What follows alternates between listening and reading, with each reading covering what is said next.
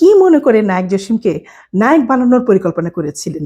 কি ছিল তার মধ্যে? তিনি তো একজন ভিলেন ছিলেন। আমি বলি তোমার কথা জি। প্রশ্নের আরো কিছু কথা আছে। জি, জি। যেমন জসিমকে তো একটি মেয়ে ভালোবেসে বলবো, সুন্দরী একটা মেয়ে বলবো আমি তোমাকে ভালোবাসি, আমি তোমাকে মানাবে না। ভালোবাসি, মানাবে না। না। না, মানাবে না, মানায়। এটা হচ্ছে গিয়া অ্যাডজাস্টের ব্যাপার।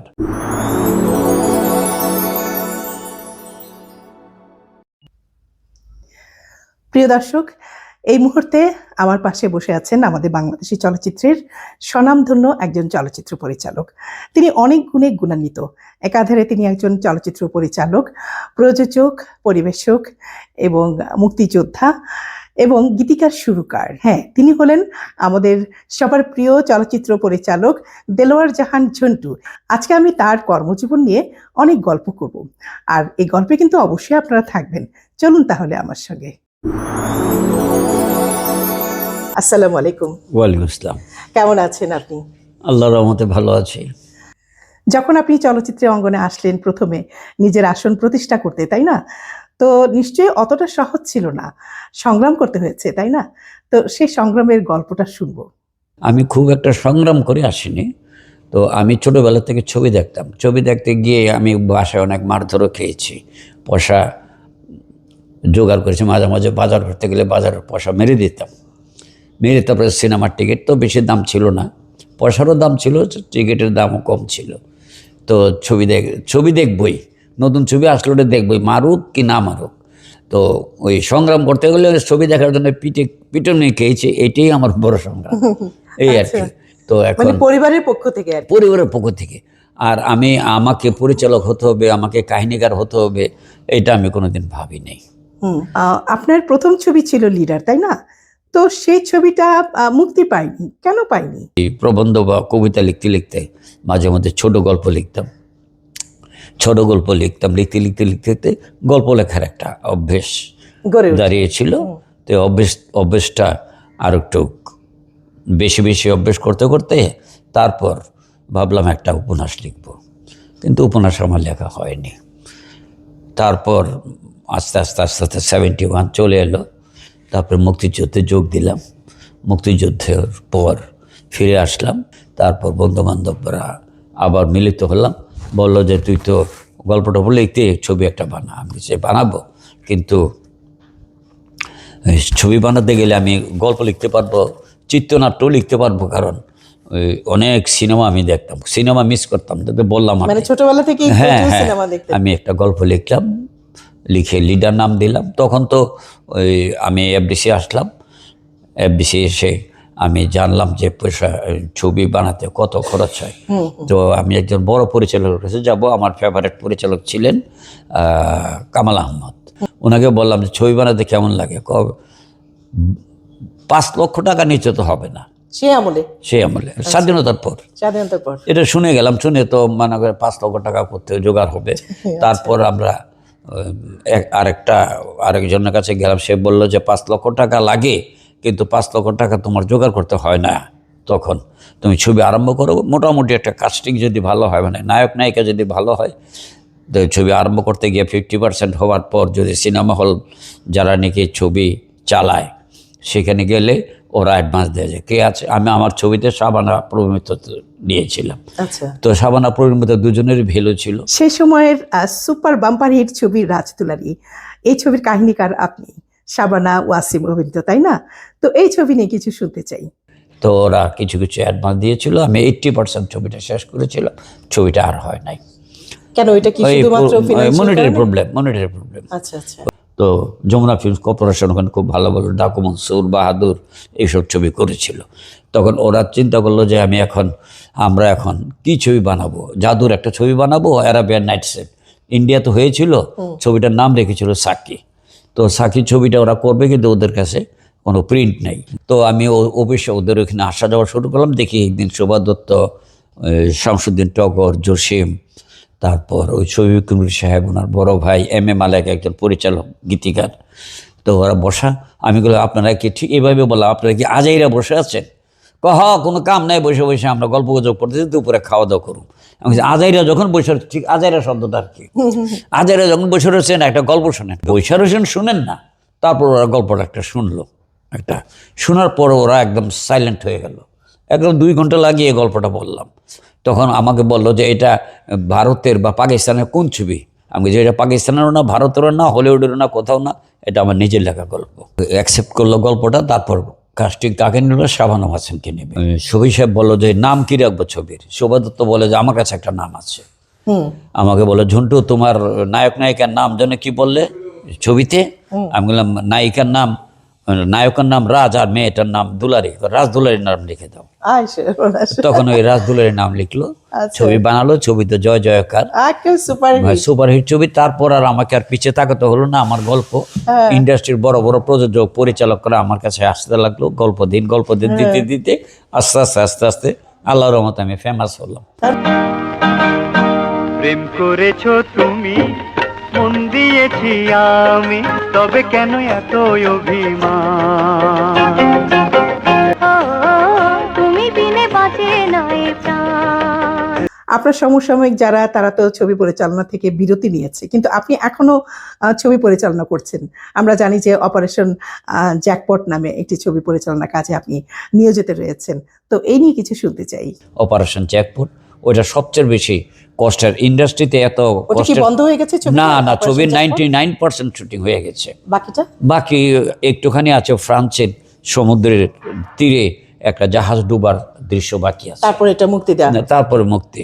আচ্ছা। তো এখন এটা বন্ধ আছে, এটার কারণ এই যে- আছে অনেক, এটার কারণ আছে বন্ধুর, এটা আর বলার দরকার নাই। এটা কি কোনো রাজনৈতিক কারণে বন্ধ না হয়েছে? না, যে কোনো কারণে হোক এটা দরকার নাই, এটা আমাদের যে কোনো প্রবলেমে হোক এটা আপাতত বন্ধ আছে, এটা শুরু হবে। এটাকে আদৌ মুক্তি পাবে বলে মনে হয়? 100 মুক্তি পাবে। আজকে আপনাকে পেয়ে একটা কথা ভীষণভাবে জানতে ইচ্ছে করছে। যতদূর শুনেছি যে নায়ক জসিমকে আপনি প্রথম নায়ক হবার জন্য ব্রেক দিয়েছিলেন, অর্থাৎ আপনি উৎসাহ দিয়েছিলেন, এটা কি সত্য? হ্যাঁ, আপনি কি মনে করে নায়ক জসিমকে নায়ক বানানোর পরিকল্পনা করেছিলেন? কি ছিল তার মধ্যে? তিনি তো একজন ভিলেন ছিলেন। আমি বলি জি। তোমার কথা জি। প্রশ্নের আরো কিছু কথা আছে। জি, জি। যেমন জসিমকে তো একটি মেয়ে ভালোবেসে বলবো, সুন্দরী একটা মেয়ে বলবো আমি তোমাকে ভালোবাসি, আমি তোমাকে মানাবে না। ভালোবাসি, মানাবে না। না। না, মানাবে না, মানায়। এটা হচ্ছে গিয়া অ্যাডজাস্টের ব্যাপার। মহিলারা তো জসিমকে নায়ক হিসাবে, মহিলারা তো প্রথম দেখে সুশ্রী সুন্দর হতে হবে, ওয়াহেদ মুরাদ হতে হবে, রাজ্জাক সাহেবের মতো হতে হবে, জাফর ইকবালের মতো হতে হবে। নায়িকারা মহিলারা ওরকম তখন তো সুশ্রী, জাফর ইকবাল active, হ্যাঁ, রাজ্জাক সাহেব active, অ্যাক্টিভ, হ্যাঁ। ওয়াসিম, সোহেল রানা, এরা সবাই দুর্দান্ত ভাবে এখন সিনেমা ওদের করছে। মতো ঠিক সেই সময় ওদের- ভিলেনকে নায়ক বানিয়ে দিলেন, তো তখন তো পরিবারগুলো সিনেমা হল ছেড়ে দিয়েছে। নায়ক বানিয়েছে, তো অনেক নায়কদের থেকেও ভালো রেজাল্ট করেছে সে এবং দর্শকপ্রিয় হয়েছে।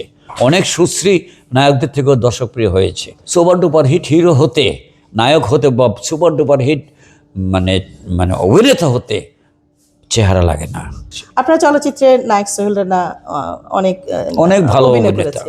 ওনার সম্পর্কে একটু শুনুন। উনি খুব ভালো অভিনেতা, খুব ভালো অভিনেতা।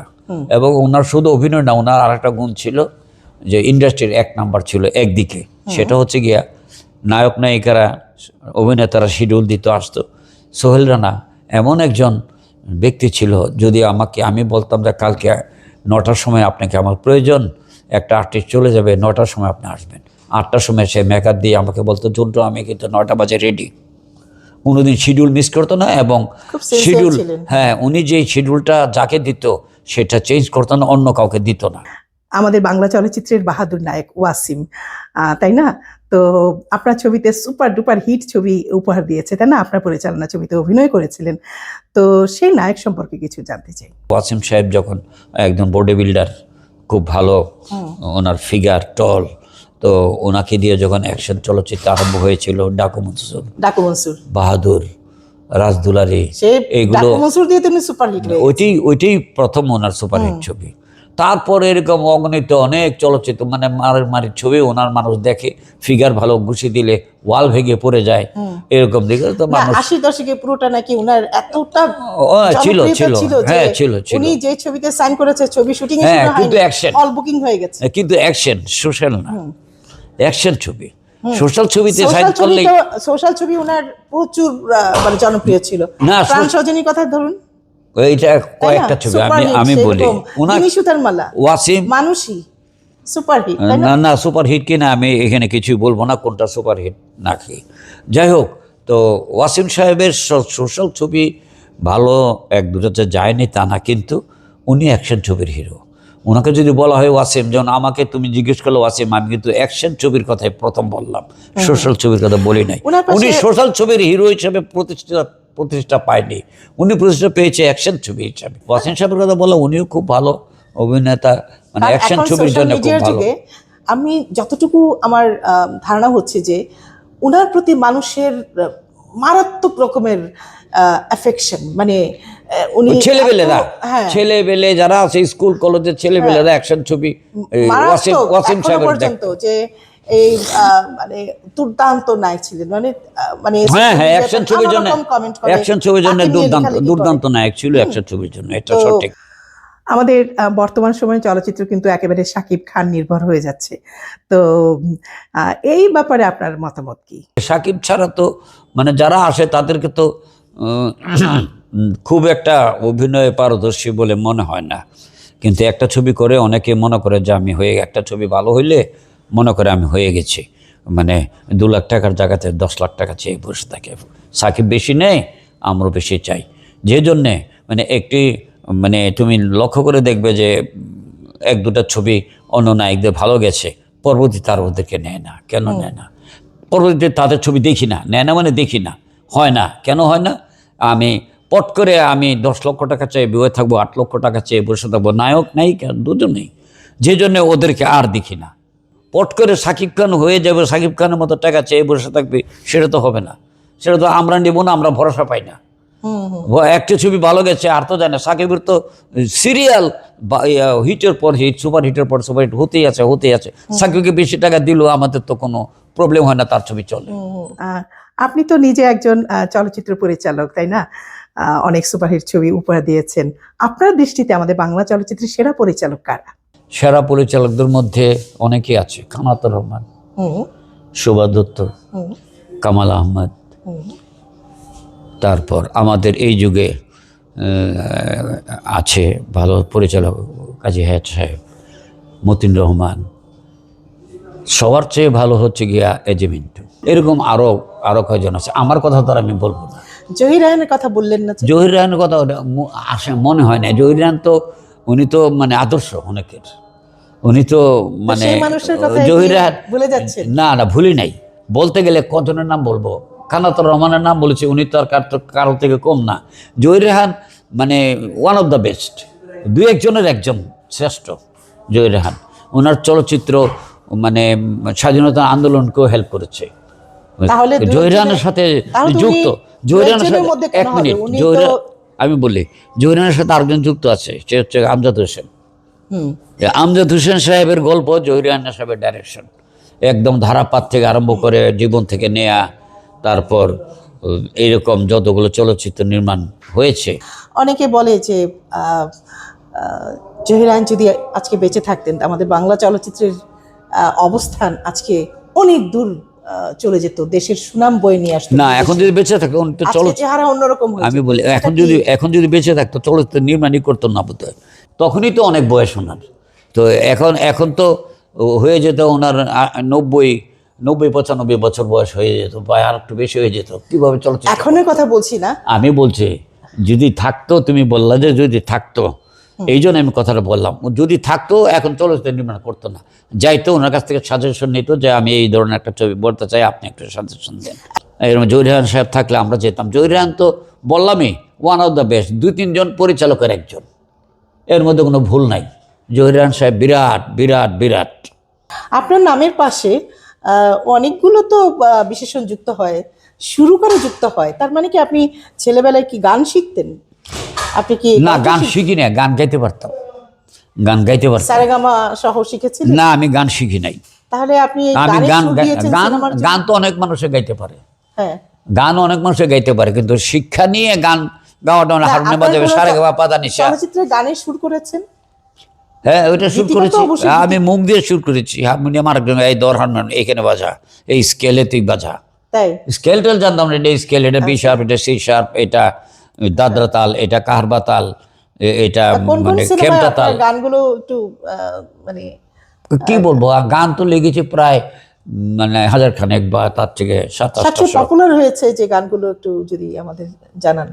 এই যে ভাপা পিঠারে, তুমি আমার মনের মাঝি, তারপর কি বলবো অনেক গান, তারপর ওই সুখের নীরে আমি নির্হারা পাখি, এগুলি খুব হ্যাঁ এটা তো হিট অনেক করেছিল। সুন্দর গান। হ্যাঁ তারপরে ভোবেরি খেলা ঘরে খেলেছো পুতুল খেলা, হ্যাঁ, হ্যাঁ, এটা যাক তো অনেক অনেক গান সুন্দর, অনেক আমি গান। লিখেছি, অনেক গান লিখেছি। আবার ভালো ভালো গান লিখে আবার অন্যের নাম দিয়ে দিচ্ছি। আমার সাথে যারা ছিল হ্যাঁ। চলচ্চিত্র নির্মাণ করে আমার সাথে যারা থাকতো ওদের নাম দিয়ে দিতাম, পরিচালনায় অমুক। এইগুলো অনেক করেছি, গান লিখেও অনেকে দিয়ে দিয়েছি। এ পর্যন্ত রাষ্ট্রীয় স্বীকৃতি আপনি কতবার পেয়েছেন? আর আমি ওই চিত্রনাট্য একটা পেয়েছিলাম, আর একটা রাষ্ট্রীয় পুরস্কার পেয়েছিলাম পরিষ্কার পরিচ্ছন্নতা জন্মের একটা সাপের ছবি, ওইটাতে কোন ছবিটা? বিশ্বভরা নাগিন অথবা বানজারান? না বিশ্বভরা নাগিন বিশ্বভরা নাগিন। অথবা এরকম একটা সাপের ছবিতে, ওই ক্রেস্টটা আমার বাসায় আছে, দুটা ক্রেস্ট। আপনার বিরুদ্ধে কিন্তু একটা অভিযোগ উঠে যে আপনি নকল ছবি তৈরি করেন, নকল সিনেমা, এই ব্যাপারে কিছু বলুন। নিন্দুকরা বলে যে দেলোয়ার জাহান ঝন্টুর ওটা বলুক না, তাতে কিছু আসে যায় না, ওনার ওটা ছবিগুলো কিচ্ছু আসে যায় না। ভারতীয় ছবির কিচ্ছু- অনুকরণে না তৈরি না করা। কোনোটাই না। যদি কেউ দেখাতে পারে যে আমি অনুকরণ করে কোনো ছবি বানিয়েছি, অ্যারাবিয়ান নাইটসের ছবিগুলোর কথা বলা যাবে না। এটা ভারত করুক, পাকিস্তান করুক, হলিউড করুক, আমি যদি লিখি এটা অনুকরণ হবে না, এটা অ্যারাবিয়ান নাইটসের থেকে নেয়া। তো যদি কেউ প্রমাণ দেখাতে পারে যে আমি অমুক ছবিটাকে অনুকরণ করেছি, আমি চলচ্চিত্র থেকে রিটায়ার করে দেব, চলচ্চিত্র ছেড়ে দেব। পরিশ্রম বেশি করেছি বলে আমি এখনো আছি আর কি। আমার তো এখন মানে 79 বছর বয়স, 79 বয়স। 79 বয়স। এত ছবি শুটিং করেছেন, কোনো মজার ঘটনা আছে? মজার ঘটনা কি, ওই মজা তো ওইখানের মধ্যে আমরা ওই শুটিং, একটা মজার ঘটনা কি, আমি একটা ছবি বানিয়েছিলাম ভাই আমার ভাই, ছবিটি সুপারহিট হয়েছে। শুটিং করতে গিয়ে 2টা চায়ের কাপ ভেঙে গিয়েছিল, 2টা চায়ের কাপ ভেঙে গিয়েছিল। তারপর ওই প্রযোজকের যখন আরেকটি ছবি আরম্ভ করলাম, তখন আমাকে প্রডিউসার বলতেছে কি হলো, এই ছবিটা হিট করবে তো? আমি বললাম যে হিট তো করেছিল, চায়ের কাপ ভাঙছিলাম, এক কাম করি এখনো চায়ের কাপ ভাঙি। তাহলে ওটা চায়ের কাপ ভাঙলে প্রডিউসার করে, তাহলে আমিও একটা ভাঙি। নায়ক জসিম আর আলমগীর সাহেব কয় আমরাও একটা ভাঙি, ঠাস দুজন ভাঙলো। ক্যামেরাম্যান কয় তাহলে আমি বসলাম, চায়ের কাপ খালি হয়ে গেছে, ছবি হিট হবে। তো এই চায়ের কাপ ভাঙা ভাঙি আমাদের অনেকদিন চলছে আর কি। চায়ের কাপ না ভাঙলে ছবি হিট করবে না, এরকম ছিল আমাদের। খুব মজার হ্যাঁ হতো আর কি শুটিং। আর শুটিং করতে গিয়ে গালাগালিও শুনছি অনেক। ওর বাড়ির পাশে শুটিং করতেছে, এই আমার বাড়ির পাশে শুটিং করতে, মানে খুব খারাপ গালি, আড্ডারে খুব খারাপ গালি, মানে এটা বলতে পারবো না এমন খারাপ গালাগালি আমরা শুনছি, কিন্তু সব সহ্য করতে হয় চলচ্চিত্র বেটারমেন্টের জন্য। আপনার ছবির অনেক নামকরা নায়িকারা ছিলেন, শাবানা, ববিতা, তো এদেরকে কি মিস করেন আপনি সেই সময়কার? এখনো মিস করি। মানে আমাকে যদি কেউ জিজ্ঞেস করে যে আপনাদের দেশের, বাংলাদেশের সবচেয়ে ভালো নায়ক আপনার পছন্দের কে, আমি রাজ্জাক ভাইয়ের কথা বলি। আর নায়িকার কথা বললে আমি শাবানার কথা বলি। অন্য সবাই চন্দ্র, ববিতা, আমি আয়ার পর আমি ববিতা ম্যাডামের কথাও বলি। অনেক কিছুতে জানলাম। তো এবারে কিন্তু দর্শক বসে আছে, আপনার পরিবার সম্পর্কে কিছু বলেন। পরিবারের গল্প কি, আমার ঘরে আমার ওয়াইফ ছিল, মারা গেছে, 7-8 বছর হয়েছে। আমার 2 ছেলে 1 মেয়ে, আর বড় ছেলেটা আমার সাথে চলচ্চিত্র নির্মাণে আছে, একটি ছবি বানিয়েছে টাইম মেশিন, ওইটা চ্যানেল আয়ের কাছে আছে, ওরা রিলিজ করবে। আর ছোট ছেলে গ্র্যাজুয়েট এখানে আছে, আর মেয়েটা মাস্টার্স করতেছে ইংলিশে, ফাইনাল দিয়েছি কি না আমি তো জিজ্ঞেস করি, বিয়ে দিয়ে দিয়েছেন? না ফাইনাল দিবে, তারপর বিয়ে দেব। ফাইনাল মানে ইংলিশে মাস্টার্স খুব ভালো, স্কলারশিপ পাওয়ার মতো পেয়েছে। তো যাই হোক, তো এই আমার 3 ছেলে মেয়ে বাসায় থাকি, আর 2 ছেলেরই বিয়ে হয়েছে। আমার বড় ছেলের জমজ একটা ছেলে মেয়ে আছে, আর একটা ছেলে বড় 7-এ পড়ে, আর ছোট ছেলের একটা মেয়ে আছে, সে 8-এ পড়ে। নাতি-নাতকে বাস এই হচ্ছে আমার ফ্যামিলি। আপনি তো পরিবারের মধ্যে একদম সুখী মানুষ বলা চলে। হ্যাঁ, আল্লাহ ভালো রাখছে। এবং চলচ্চিত্রে যেমন আপনি সাকসেসফুল একজন, ওইটাও ভালো, এবং পরিবারেও হ্যাঁ সাকসেসফুল। হ্যাঁ, এটাই আর কি। আপনি তো আর কি চান বলেন, আপনার কি আরো আর কিছু অতৃপ্তি চাওয়ার আছে না, বলেন তো? না চাওয়ার নাই এখনো। আমার চাওয়ার হচ্ছে কি যে আমার কি? জীবন একটা স্বপ্ন চলচ্চিত্র নির্মাণের, সেটা হচ্ছে ফুলজার বিবির মসজিদ। হ্যাঁ, ওটা শেষ হলে আমার আর কোনো চাহিদা থাকবে না। ওটার পরে কি আর কোনো পরিচালনা করবেন না? মানে আমার কোনো ইয়ে নাই, মানে কোনো আফসোস থাকবে না, না আক্ষেপ না, থাকবে না? ওইটা না করতে পারলে আক্ষেপ ওটার থাকবে। প্রতি বিশেষ- ওইটা আরম্ভ করেছি, গান ওটার রেকর্ডিং প্রতি করেছি। বিশেষ আগ্রহ কেন? আগ্রহ কেন, যে এটা মানে অন্য ধরনের একটা গল্প। একটা পতিতা তার সারা জীবনের কামাই দিয়ে মসজিদটা বানাইছিল, তো সে কারণে কেউ আর সে এখানে কারণে বলতে এখানে পারে না। নামাজ পড়ে নাই। এইটা আমার করার খুব এতে ইচ্ছা। আমি করে এই চিত্রনাট্য করে ছবিটা নিয়েছি। এই ছবিটা যদি করেন তাহলে এটার থিমটা নিয়ে কি কোনো বিতর্ক হওয়ার না, অবকাশ বিতর্ক আছে? যেন না হয় সেভাবে করব। সেভাবে করবেন? হ্যাঁ, আর এই ছবিতে কি অ্যাক্টিং কে কারা করবেন, এটা কি সিলেক্ট হয়ে গেছে? এখন এই দুজন নায়িকা আছে ভালো, একজন আছে অপু বিশ্বাস, আরেকজন আছে বুবলি। এদের দুজনের একজনের কাছে যাবো, আমি যাই নাই। আপনার পুরোনো দিনের গল্প শুনতে ভীষণ ভালো লাগে আমাদের। তো আপনাকে অনেক ধন্যবাদ সময় দিয়েছেন, এবং আপনার অনেক অনেক শুভকামনা করছি। আপনি দীর্ঘজীবী হন এবং সুস্থ থাকুন এবং ভালো থাকুন। ধন্যবাদ। অনেক ধন্যবাদ সময় দেওয়ার জন্য।